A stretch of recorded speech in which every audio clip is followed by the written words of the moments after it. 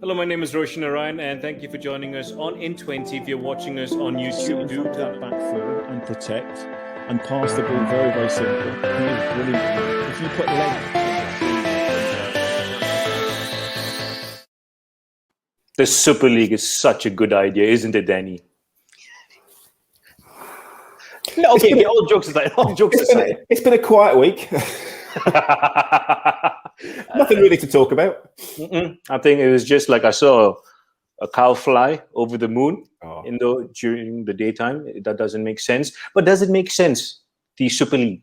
No. If you wanted to make a decision and get every decision wrong, let's have a meeting and let's see if we can make the worst possible decision on the planet. Annoy everybody, upset everybody, try and destroy English football, Spanish football, no matter what it was, and everybody hate you. They succeeded pretty well, and then came out with unbelievably hollow apologies. Okay, that is a good way to summarize things, but has that taken away from their principal idea? And they said it in their PR campaign, which is lovely, by the way, that they will think about the pyramid, their form of structure. No, never, no, not once did they think about the pyramid. This was purely about selfish greed. So by doing the European Super League, or actually it was going to be the Super League, don't forget, because this might have been Inter Miami might have been joining this, or Sao Paulo, or whoever it might have been. Shanghai from, wherever might have joined this at some point. One of the 5 invited only teams, wild cards. So the premise was the Champions League would have had to have gone. That would have been it. That would have been the end of the Champions League, the end of the Europa League. Simply as that, gone. So all of UEFA's money would have gone. So all those European clubs that rely on that, no money. They then go into, especially the English clubs, they go into a Super League. They end up earning another £300 million a year. And then they still want to play in the Premier League with an extra 300 million of what they've already got. Now, is that fair to Burnley, to Norwich coming up, to Brighton? So you're already the richest clubs anyhow. And now you've got another 300 million to spend on players. That's not fair. The Premier League didn't want to kick them out because that was giving them what they wanted. If you'd have expelled them from the Premier League, they could have gone and done their own thing. Now, we all know that the Premier League, the top 6, well, the so-called big 6, are, a huge pull, a massive media stream. Especially in Asia. Well, of course it is. That's why in Asia, in America, everybody wants to see, Tottenham, Arsenal, City, Chelsea, Liverpool and Man United. They are the big draw. And everybody understands that. No one's got an issue with that. UEFA tried to change the Champions League format for them this year, to try and give them more games and make sure they get through. I don't think they needed to do that really, because if you're Man United and get knocked out in Turkey, you deserve to get knocked out. And it's only ever 1 or 2 teams that don't make it through to the important stages of the Champions League. So what you'd have had is a midweek league of all the best players. And then you've had the reserves playing in the Premier League, if that's what they'd have got. And the product is then devalued. Are people in this country going to watch the Premier League around the world? No, they're not. So all that money has to be paid back. So the clubs end up losing money. So all the broadcasters pull out of the Premier League because the Premier League is no longer the product that it was. And also you've got a European Super League that is great for maybe a season. But do you want to see it week in, week out? What was the point of it? The point of sport is competition and relative fairness. Now, I know people will say, well, they've got more money than this, so that's not fair. Well, that's sort of irrelevant. The whole point is San Marino can win the World Cup. Gibraltar could win the World Cup. They have a chance at the very, very beginning to win that. This was an invite-only league. You didn't get in it. There was no qualification process. Doesn't matter how good you were. So Leicester would miss out. West Ham would miss out. But Liverpool and Arsenal that have been rubbish this year, they get in. Yeah. And also, Arsenal get in. Arsenal might finish 10th in the Premier League and get in. They then get another 300 million. There's no relegation. So how competitive do you think that league would have been? So let's say halfway through the season, the Super League, Arsenal were 17th. Yep. So what? Where's the incentive for those owners to put more investment to get better players? Because the prize money for winning wasn't great. Yep.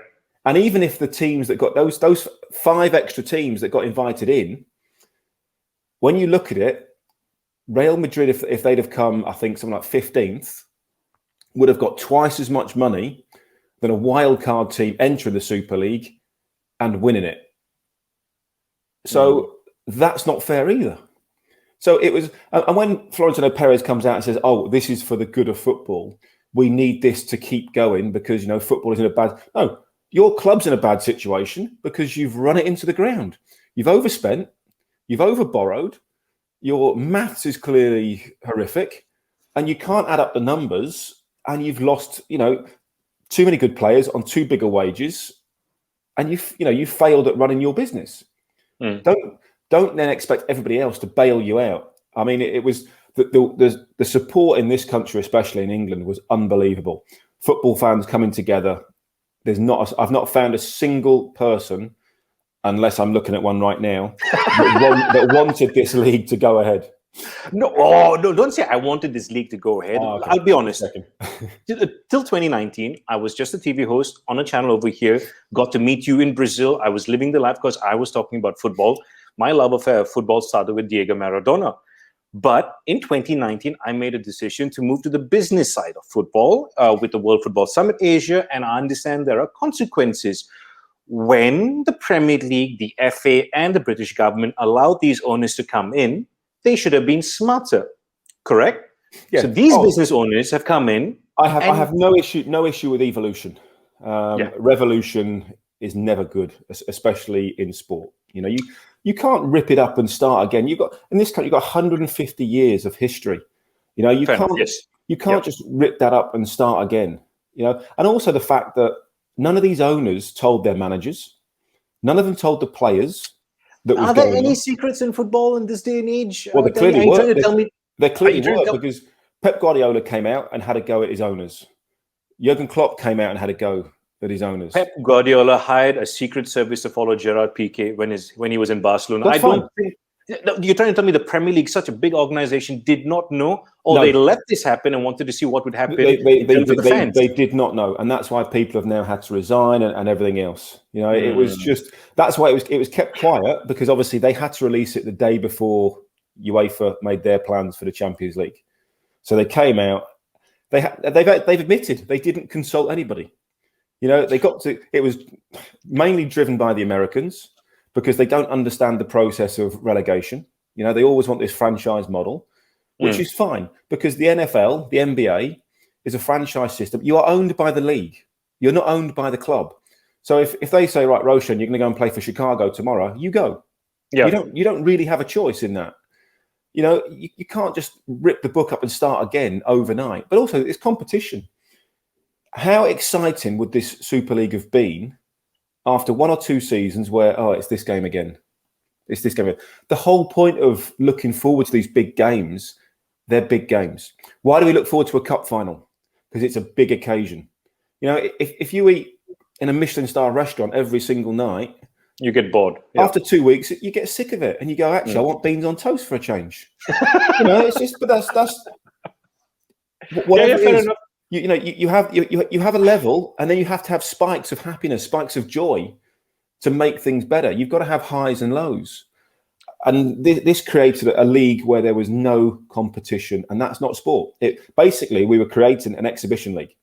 I know where you're coming from, Danny, but I have to ask these questions because these questions were floating around and no one wanted to answer. Like, for example, when I said this is the best thing to happen to football, because finally the likes of UEFA or FIFA or whoever needs to wake up and say, listen, we've got to get things done. We've got to move. We need to evolve. FIFA and UEFA are not the greatest of. I'm not saying anything. Custodians of the game. Well, they're not. It's been proven, isn't it? You look at all the issues around FIFA and some of the things around UEFA. It's not like they are pure. They are football's angelic. Certainly not. But the European Super League was just a disaster from moment one. I couldn't find one single positive out of the whole thing and I'm talking for the good of football. maybe for those clubs in the short term, but for the good of football, no. The Spanish league would have been ruined. How many clubs rely on Barcelona, Madrid, and the TV revenue and ticket sales and all that hype around those big games that come into it? The Italian league, the same. So what you've had, you'd have had the death of Spanish football, the death of possibly Italian football, the death of English football. And that's it. So you end up with, you lose. You might have lost 40, 50 teams. They're already struggling in a pandemic. They haven't had fans in for over a year. So to come out and announce that, I mean, it's just ridiculous. Good point, because everyone's now blaming their PR team, if they had a PR team. And I did work in Ogilvy many moons ago, and I've been in the communication business for close to 20 years. The website was what? Some GCSE student? the social media, actually, probably that's unfair. Probably a GCSE student would have done better. The logos were poor. The statements out on social media, yes, was copy and paste. Just change the name of the team. I know. Just unbelievable. So, which leads me to two things. These teams and these owners and all these people involved with the Super League are some of the richest people in the world. They didn't get there by chance. They've been rich for a very long time. So I thought to myself, it can't be such a mistake. It maybe this is what they required, or this is what they wanted, this whole shock and all, just to gauge the feel, see what's going on, learn, take notes, and move forward. They could not. It can't be this stupid. Come on, Danny. Relatives phoned in Liverpool and said, remove Bill Shankly's statue. That is the swathe of support they had. They said, I don't want to be involved in I don't want we don't want our dad, father, uncle, grandfather to be involved with that football club anymore. Take down the Bill Shankly statue. I mean, you couldn't have scored a bigger own goal, if you'd have wanted to. That's what they did it in the early stages of, in the pandemic with the furlough scheme. They furloughed all this stuff, and then they backtracked. When the players took a pay cut as well. Well, the players didn't take a pay cut. All the staff had to.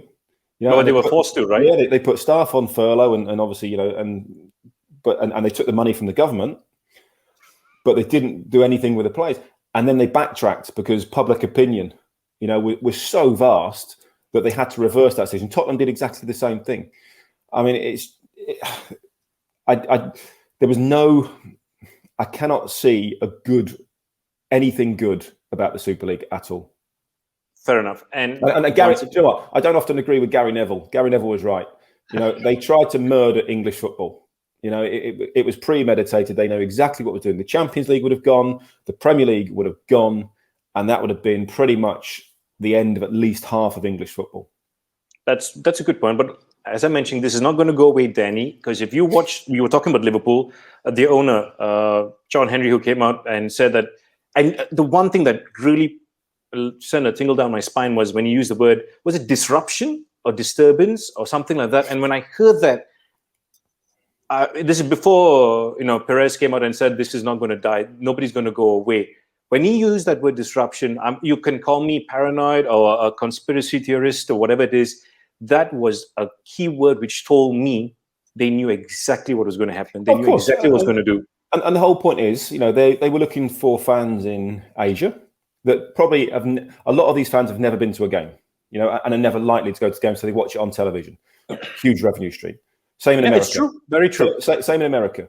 Australia, wherever it might have been. So they had this idea that they don't need fans in the ground. But we've seen this year, football without fans in the ground is not brilliant. In this, where would the games have been played? Because the government in this country would have said, you can't play these games. Simple as that. We will not give the players work visas. We will not give them permits because we're no longer in the EU. So it would have been Liverpool, Madrid FC. Or, it would have been, exactly, Tottenham, Milan FC. It's just ridiculous that the fans are what make it. And then, fans around the world, are what make football so good. And I don't think they understood that. In America, you don't get traveling fans. They don't travel. Or you get very, very few. You don't get the away support. You don't get the atmosphere. The atmosphere is what creates games. We've seen that during the pandemic, or lack of atmosphere, should I say. But yeah, now is the time that all those other teams can come together. And the sway of support is so big. that you could easily have a charter now that says, right, if you sign up for a league that isn't ratified by UEFA and FIFA, which would have happened anyhow, so you can't play international football. If you want to leave the Premier League, or if you want to, let's talk about the Premier League. If you want to leave the Premier League, you can go, but we will put your club into administration, and the administrators will run the club. Therefore, they lose basically all their rights to be in a football club. You only need 15 votes in the Premier League to change the Premier League laws, the Premier League rules. Manchester City don't need the money. Now, if I was the other 14 clubs and the Football League clubs in England, I would be lobbying Manchester City to say, right, come on, be the hero, be the Robin Hood, come and join the little guys, and you can be the superstars and say, look, we saved football because we're going to join everybody else and stop this from ever happening again. What an opportunity to do something good for the whole of the game, because City don't need 300 million a year. They don't, because it's money to them is almost, and also they want to win the Champions League. That's true. Because it's competitive. That's what it's all about. But there has to be change from UEFA, correct? In the way they run things. Yeah. For you, what can they do? Learning from this. FIFA's been proven to be corrupt in the past. UEFA has been run badly. I would say in the past. They're no saints. They are not perfect in any way, shape, or form. But now, strike while the iron's hot. All these teams get together and come together as one, and put some charters in place. Get governance. The government can get involved. The government got involved in this country, so now is the opportunity to change things very, very quickly. Okay, fair enough. I mean, we're running out of time. My goodness, it's already 17 minutes. There's a small little game which I think has completely lost value. But for me, as a football fan, I always wait for matches like Man United versus Liverpool, Real Madrid, Barcelona, United Leeds as well. I hope somebody tackles somebody today, like pro right through everybody, like Danny Mills used to do back in the day. Exactly. Big game today. Yeah, I mean, and obviously Leeds would be desperate to overturn that slightly embarrassing result that they had, obviously at Old Trafford earlier in the season. But Leeds are one or two players missing. But Leeds are safe now. The biggest disappointment is there's no fans in Ellen Road, because this is the game they've been waiting for 17 years. They've had a couple of cup games in the middle. Yep. But this is the game that Leeds fans look for. It's spiteful, it's vicious, but the good thing is it'll be happening next year because Leeds are definitely in the Premier League still. Dominic Matthew put up on his Instagram saying that for him it's still the biggest game. Has it lost any value? No, there's hatred between. It's pure spite, vile hatred between the two teams, or between the two sets of fans. Put it that way. No, that is a rift that will never ever be healed. What was it like when you played in those games? Well, it's brilliant. It was passionate. We knew the enormity of the occasion. At the time when I was playing, obviously we were trying to challenge Manchester United and trying to wrestle some power away from them. Their side was always exceptional. Fergie, obviously, best manager the Premier League, probably the best manager England's ever seen. You have to say in terms of longevity as well. But it was us trying to chase them down, trying to win points off them, make a difference. But the fans wanted energy, they wanted passion, and if it overspilt at times, they had no issue with that whatsoever. I hope I don't get you into trouble, but when you were on the field against United, did you ever look at one player and say, "I'm going to get him"? Name the player. Not that I'm going to get him, but if there was an opportunity to put a tackle in it and let him know that you were about, and bear in mind the game was different back then, you could do that. You could follow through on a challenge and not get a stupid red card. But yeah, no, you went out there. You wanted to win the ball fairly, and then maybe leave a bit on an opponent, as we all know. Name the player, Danny. Quick one. Initials, at least. Any of them. Anyone in a red shirt would do. Okay, Danny, thank you. It's been an absolute pleasure. I wish you the best. I'll see you next week. And remember, don't forget to catch all the talking points, all the highlights on our Twitter, Instagram, and Facebook page. Till the next time, long live the Super League. I'm just joking. Bye.